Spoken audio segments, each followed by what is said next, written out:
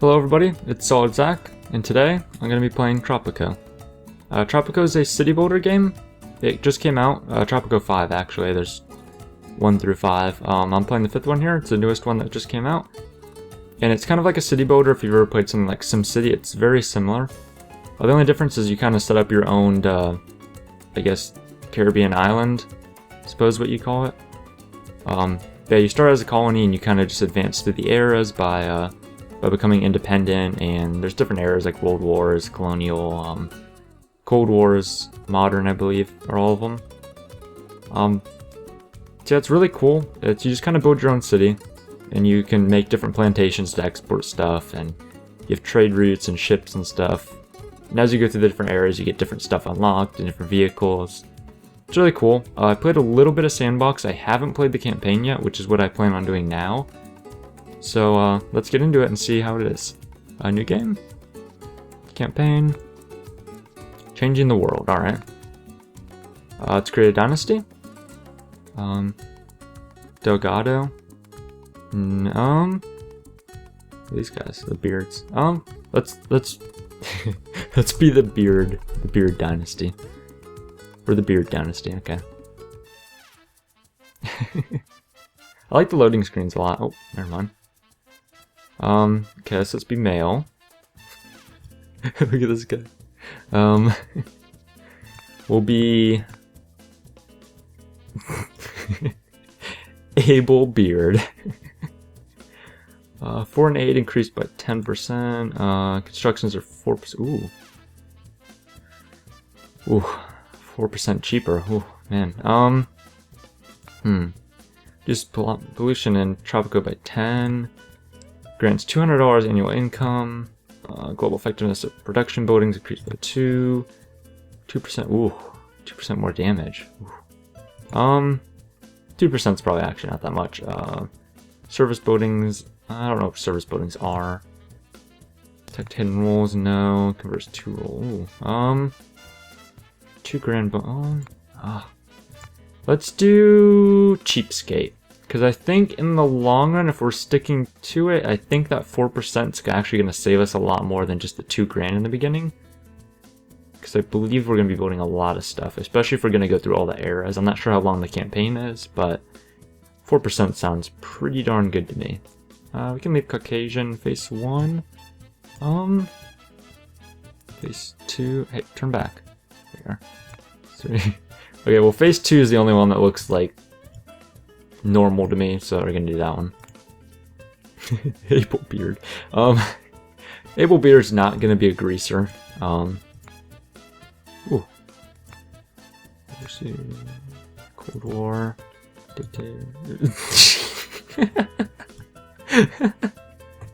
Okay, it has to be an astronaut. It has to be. Able Beard, the astronaut. Oh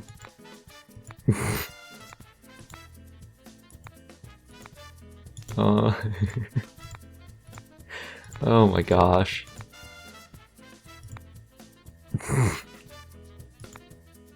Should be. We're gonna do it. Oh my gosh. Okay, this is ridiculous. Let's give him. Let's give him a faux hawk. How about that? At least his hair is going to be normal. Blonde, that's fine. Oh. Oh. What? Oh my gosh. A cowboy astronaut, should we do it? Oh gosh. Construction helmet. Top hat. I mean, colonial hat kind of makes sense. Oh man. Oh my gosh. I mean, it has to be a fez. It does. Ooh. Lenin.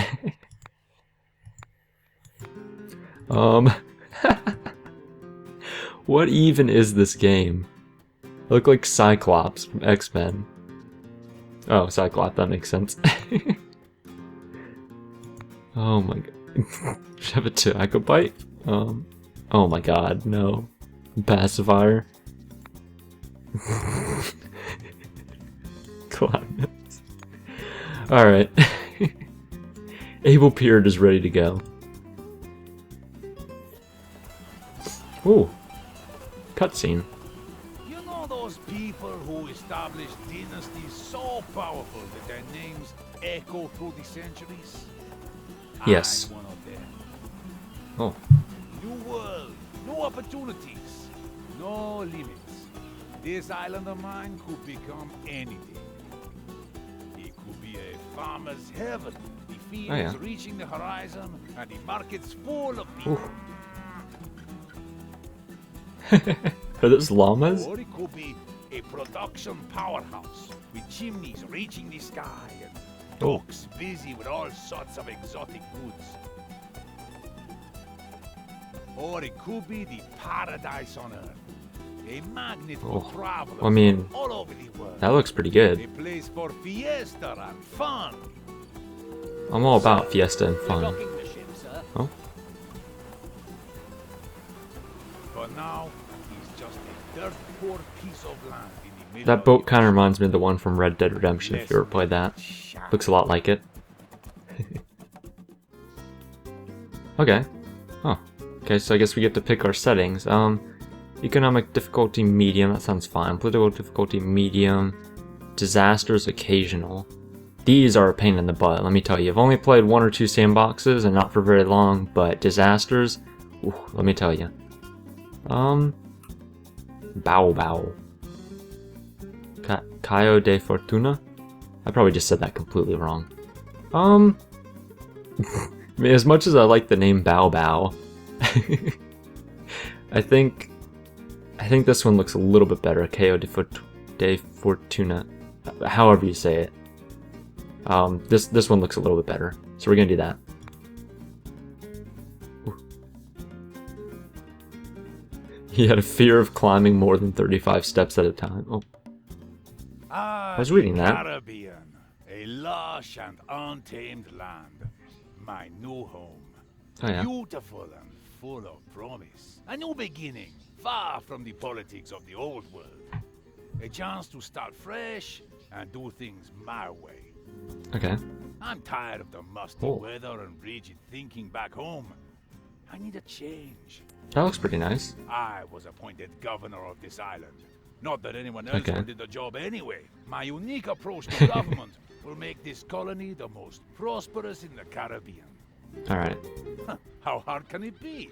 You just need some planks, a few nails, and a trusty advisor to shout at. Okay, a new dawn. Alright. Welcome to the Why are we... Governor. Allow me to introduce Who's this guy? myself, Lord Oaksworth, Oh, His yeah. Majesty's emissary to the region. Okay. His Majesty has graciously given you this colony to rule in his name for a number of years indicated by your mandate. Complete the task sent by His Majesty, and I'll make sure you get your extensions to your term as governor. Well, thank you, Oaksworth. But why did you put me way out in the water over here? Where... Oh, yeah. Let me see if I can kinda... I think the best viewpoint's usually facing, like, the dock down. Just because of how they set it up, it kind of goes from the dock and then a straight road to the, palace. I forgot what it's called. I usually like this view better because you can kind of see everything here. I don't know, I like that kind of like the coming in from the water view. Let's go a little bit top down as well. Alright. So yeah, this is our little colony. It's pretty dinky right now. There's just single plantation, a little bit of houses, a dock. So I'll try to go over the basics real quick. Docks bring in ships. They'll come in from the water over here, and they will basically import or export stuff. You have a trade routes right here, and we'll get those in the future. I think he's actually going to offer us one really soon. But you'll get trade routes, and you can do different trade routes. Like you can sell, like let's say I had pineapples here, I could sell them. And different people, like I guess, to sell it to like smugglers or the colony, or like some other country maybe. And you can get different prices. Some people will offer you more than the default price. and then other people will offer you less or the same. So if you look, like here we have corn, that'll get exported automatically by ships. Unless we have a trade route, then it'll get exported by a trade ship, which is going to offer a different price. So I mean, you don't ever have to do a trade route, it'll just automatically export everything at a default price. But it's really good to keep an eye out for good trade routes, because you can get some good ones that'll pay sometimes even up to like double the price. You'll get double the price off of something when normally you'd just be getting the default. So that's a really good way of making money. You also have like Teamster's office here, which is these, you'll see them when we build stuff and export stuff. They're like these little guys carrying carts around. They transport everything basically. Oh look, right here, look at this guy. Good day. Good day. So yeah, he runs around and carries carts. He's basically transporting the corn to the dock, I believe, right now. You also have a construction office, which is going to take care of all the people who build the buildings and stuff. So those are really important service buildings in the beginning. You also have some houses here and some shacks. If I'm not mistaken, if you don't build housing for people, they're considered homeless, and I think they set up these shacks. So like 3 people are living in here right now. Don't ask me how. I mean, I don't know how you can fit 3 people in that, but okay. But yeah, this is our corn plantation. If you look also on this map here, it shows you like a green area, then a yellow area, and a red area. Depending on what kind of crop you have, you can always change it here. Depending on what kind of crop you have, you always, like for corn, this area here in the green is the best area for it. If I were to put it in yellow, it would get a negative bonus on the effectiveness here. So if you see here, it's plus 35 location. That is because it is already set up mostly in the green with a little bit of yellow. If it was fully in dark green, it would probably get like a plus 100 or plus 70 or whatever it is. If I were to put it out in the red, it'd probably get a negative number. I think if you put it in yellow, it just gets nothing or a slight negative. So you always want to put stuff in a green location because that's the optimal spot for it. It's going to increase the effectiveness, which will make like how much corn will be exported, how much we'll make off of it, kind of deal. I think it's actually just how much corn we make. And then obviously if you make more, you're going to make more money off of it. Anyway, I'm just chatting everybody's ear off, so we'll get started. Let's click this one first. So you click these bubbles here, the little exclamation points. It's basically like Oaksworth or Penultimo, I think is the other guy's name.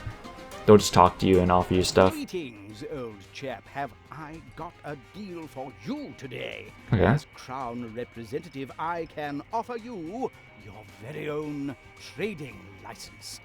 Well, Oaksworth, that sounds pretty good. I can start you off with a silver package that includes the trading license and a free trade ship. However, for a man such as yourself, oh, well, I mean, come on, thank you. I have to recommend the platinum pack. Ooh, platinum. That includes all features of the silver package, as well as not 1, not 2, but 3 special trade offers to start you off. I mean, platinum sounds good.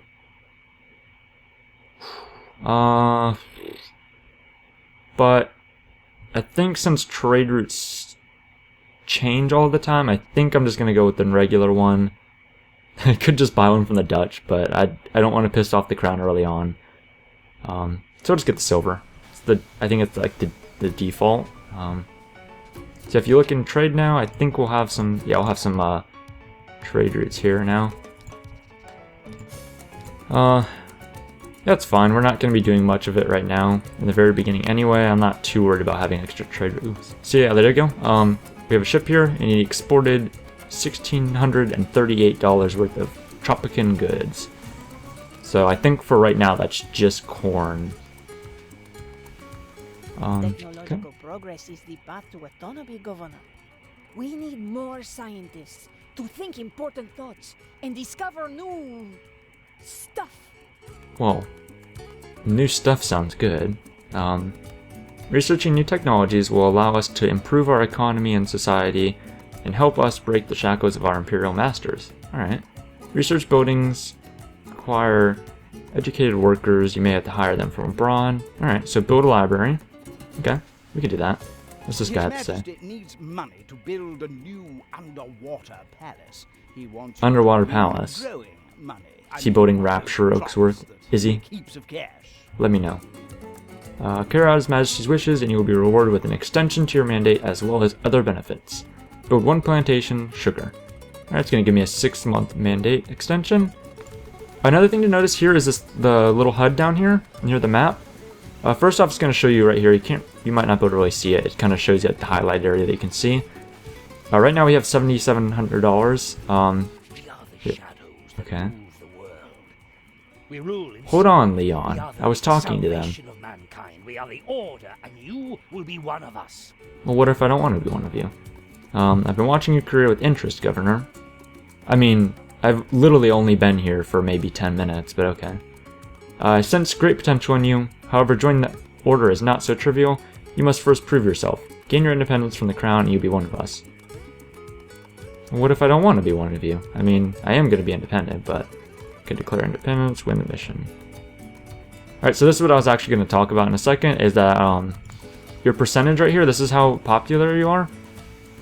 When it comes to elections and stuff, you always want 50%. Also, when you want to declare independence from the Crown, you need at least 50%. I think it's actually 51% to declare independence. So right now we're at 17%. This is your population here, 62 people. And right here on the calendar, this is 3 years, 3 months.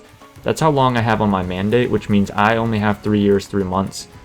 Let's actually pause this to do everything I need.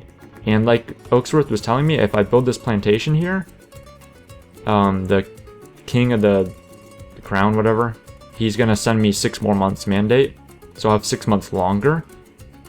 If I weren't to do any missions for him in this 3 years and 3 months, I would run out of time, and I think the game ends if you run out of mandate and you haven't declared independence. So it's kind of an important thing to keep track of. I don't think you really run out of time, but it's possible. Let's continue now. So let's do... We have plenty of time. Let's do a library first, because I think that builds research points. So you can go down here to your build menu or right-click. Right-clicking is a lot faster. So we're going to need research and education here. Library. So generates research points. Costs $4,800. It's fine. Let's actually build the library right next to the palace right here. Alright, and it's going to build up. And let's actually add a road under infrastructure here. You can make a road. Click once, click again. Alright. So we just extended the road out a little bit. That'll take a minute or two to build. Another cool thing to note that I found is if I had several buildings building, and let's say I only had a couple months on my mandate and I needed this library to extend my mandate, but I had about 10 other houses queued up over here to build that were placed first.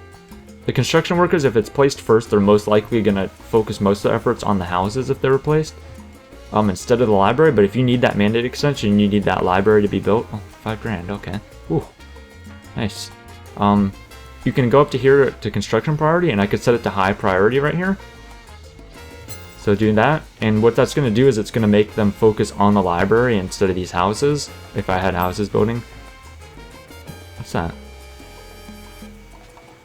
So that's an important thing to note if you really need something built really quick and you have other things queued up, to just change the construction priority to high. You can also do a quick build. I think it's always the same price as building the building from the scratch, so it's basically like paying double the price for a building. I don't like doing that. It's really expensive. The only time I've ever had to do that is when I was like down to about a month mandate and I just needed it done. Otherwise, I would never really use that. Let's see what this guy has to say. Being able to stand on your own is a virtue I personally cherish. Okay. Self-sufficiency should be every country's goal. This is a lesson I would like you to learn well. Show me that you can stand on your own and become a profitable colony, and I will help with your revolution. Alright, have 15 grand. You get 12 educated revolutionaries that will immigrate to my island. Okay. I mean, I plan on having that much money, don't get me wrong, but... Okay, 5 citizens arrive. Alright, there they are. Alright, so another thing you can look at, it's not too important early game, but another thing to watch is here under happiness, you can kind of see like entertainment 0. So for overall happiness it's 21, they just average all these out. Entertainment, so I could build like a tavern or a restaurant I think later on, and that'll boost the entertainment, so it's like stuff people can do in their off time. Healthcare here, I think you can't unlock that until the World Wars. You can get like clinics and stuff. Religion, I could build like a church or a Catholic, what is it called? Let's see, Catholic mission, and that'll give religion as well. So if I were to theoretically at like a tavern and a church and down the road a clinic, it would make this overall happiness a lot higher, which is going to help boost my popular support. If you go to politics here, you can see your popular support here, and it's going to be based on the different factions basically. So right now the crown I'm neutral with. If I do more missions for the crown, it'll go up. Royalists, I'm hated. Right now I have 38 supporters. The reason you start out with a lot of royalists is just because you're a colony, so a lot of these people immigrated here. Revolutionaries, this is what you need. We're in good standing, but there's only 3 of them, so that's why we only have 16% popular support. Even though we're in good standing, we only have 3 compared to the 38 royalists that hate us. You want to get these revolutionaries, and you can do missions and they'll like kind of import revolutionaries. And as you build more toward the revolutionary side, they're going to get happier and you're going to have more supporters. Eventually this number is going to be bigger than the 38, and it'll boost your popular support over 50%. That's kind of the short-term goal. So that's kind of what you want to do. Like I said, later on, happiness is going to be really important, but not so much in the first era, from what I found. You can also kind of just go here and look at other cool graphs and how many people are employed and unemployed. So if you look here, housing, this is what I was talking about earlier, 31 homeless. I'm pretty sure they're actually just living in these shacks. I don't think they actually just like sleep on the ground. They start building their own shacks. But yeah, anyway, our library just finished. And it should be staffed in a second. Oh, we exported $1,000, 1,020 more. Tropican goods. We just gotta wait for this to fill up. Right now it has no staff. So if you look here under workers, there's no one here. I can invite foreign workers for 1,500. The reason we have no staff is because the education required is college to work here. So we don't have any educated citizens willing to staff it quite yet. Let's see what this is. The burden of ruling twists our perception of humanity. To Okay. us, people are just a resource that has to be managed properly. Speaking of managing people, you can attract additional managers to your island, alright? You can then assign them to your most important buildings to improve their performance. All you need is to build some new housing for the managers. Build 5 new country houses. Alright, I'll do that in a minute. Stop interrupting me. Alright, so this is Tropico. I'm probably going to end it right here. We'll get into the next part soon. I know I did a lot of talking. I'm sorry if it was really boring. I was trying to just explaining for anyone who hasn't played the game, or if they're watching this maybe to see what the game is all about. I tried to go over some of the, I guess it was kind of a little bit of a review, not really though. I just kind of went over the basics of the game, what you have to look for. It's a lot of fun though. We'll get into more building and I'll build more stuff and it'll be a lot more interesting, probably the second part. I just kind of wanted to explain what was going on rather than just placing a library here and some plantations and stuff everywhere, because I mean, then you're just going to wonder what the heck's going on and what's this building here and kind of stuff. But anyway, thanks for watching. Leave a comment or a like if you want. And I will see you guys later. Bye.